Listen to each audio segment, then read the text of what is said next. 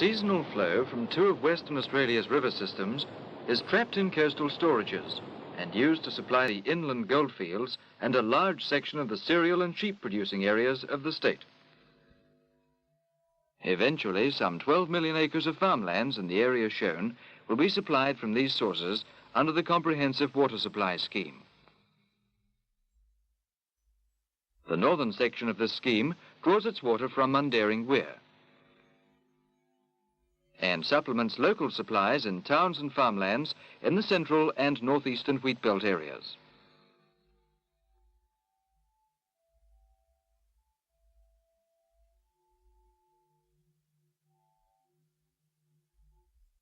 A trunk main, 350 miles long, built almost 70 years ago for the Goldfields water supply, has become the backbone of a new supply system from which water is distributed by main line or secondary pumping units.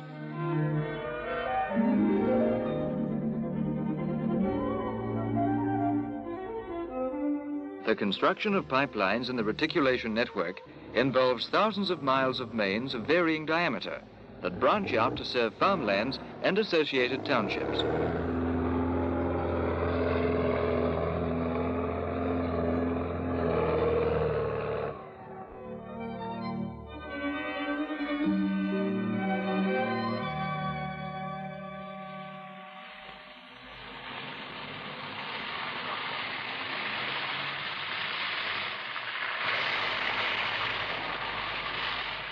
Storage reservoirs at intervals are an important part of the scheme.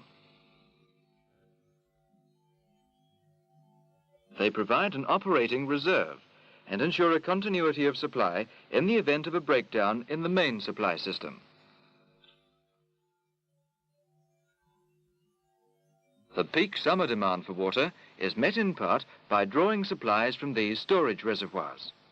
Total capacity of the various receiving, regulating, service and standby tanks in the scheme amounts to many millions of gallons. Electrically driven pumping machinery is used in the complex distribution systems.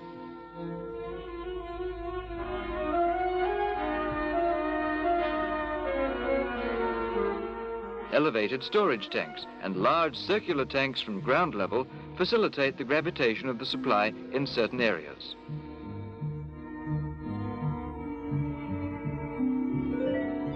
Thus ensuring adequate operational heads to consumer services.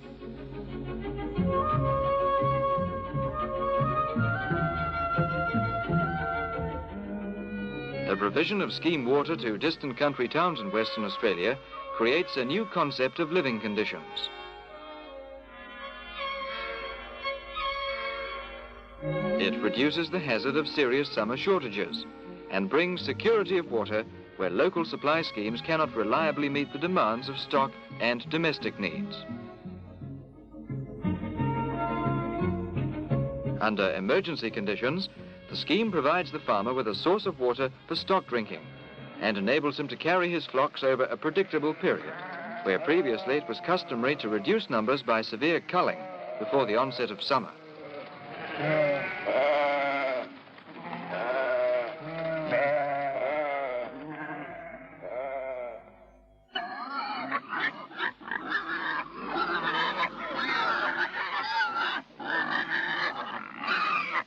In certain dry areas, where the soil is suitable for holding water, key dams are excavated to provide additional supplies.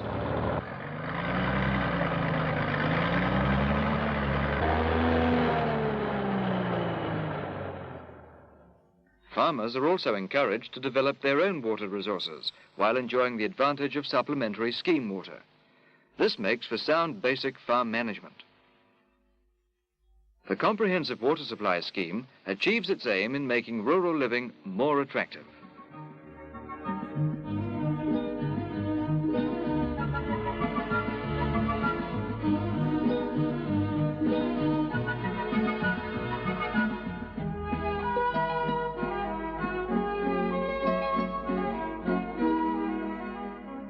Among the improvements to health services made possible in country towns is deep sewerage. Subject to public health regulations and under certain conditions, wastewater from the treatment works can often be used in conjunction with local storm water storages for the reticulation of playing fields.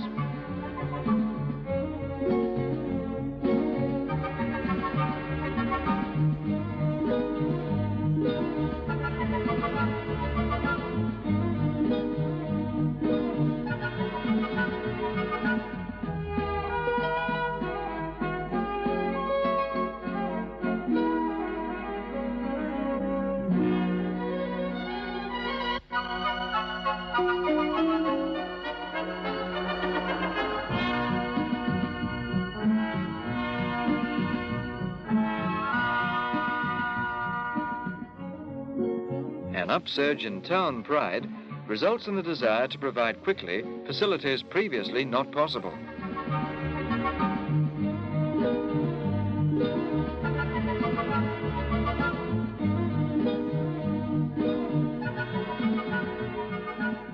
Water is piped to more than 100 towns and settlements in the northern part of the scheme, spread over nearly 5 million acres of farmlands in the central and northeastern wheat belts. The area served in the southern section of the Comprehensive Water Supply Scheme has its source at Wellington Dam.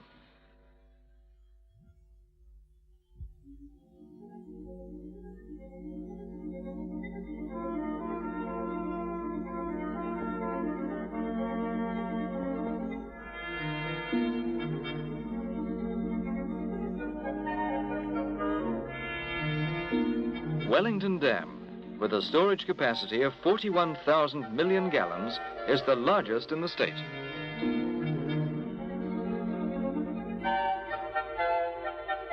A trunk main 80 miles long to Narrogin comprised the first stage of construction in this part of the scheme.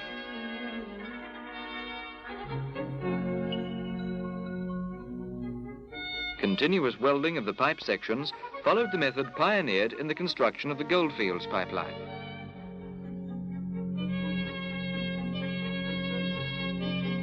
For approximately 40 miles from Wellington Dam, the pipeline traverses rugged hills of the Darling Scarp, covered with dense jarrah forest. Pumping stations are fully automatic and are equipped with centrifugal pumps driven by electric motors. In the event of failure of the duty unit, a standby is automatically brought into service.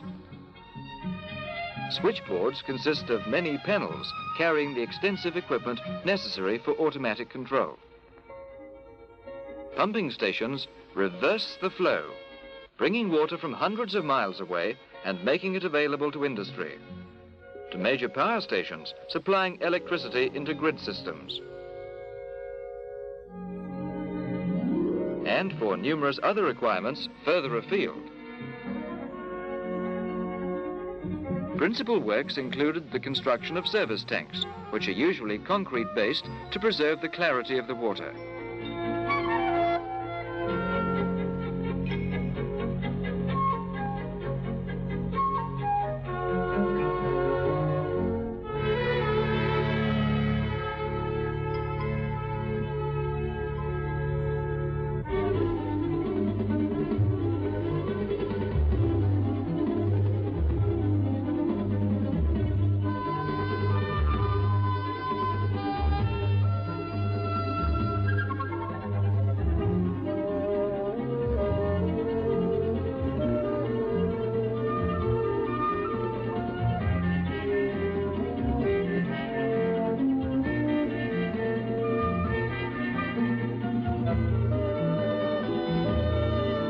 Permanent water supply spells sweet success, with gardens that flourish in summer, a stepping up in commercial activity, and the normal concourse of progressive educational and community life.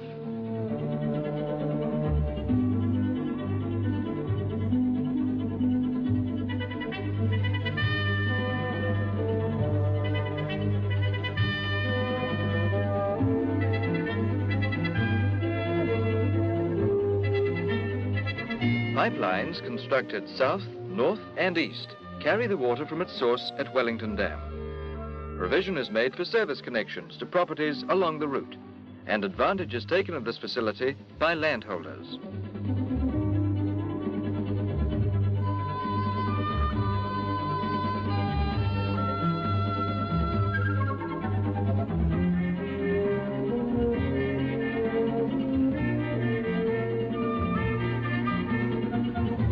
Control valves are operated to regulate a sizable head of water, constantly on the move throughout the scheme.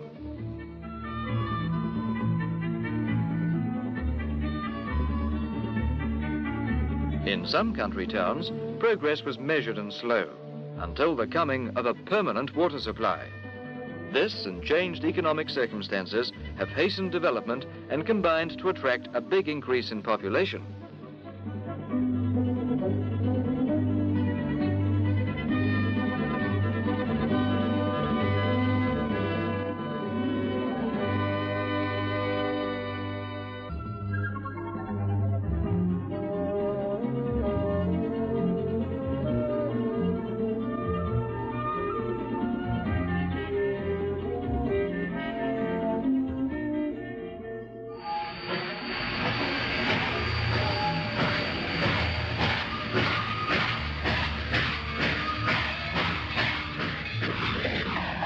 With the comprehensive water supply scheme, the state brings some of its winter rainfall bounty to country people when it's needed most during the long, dry summer.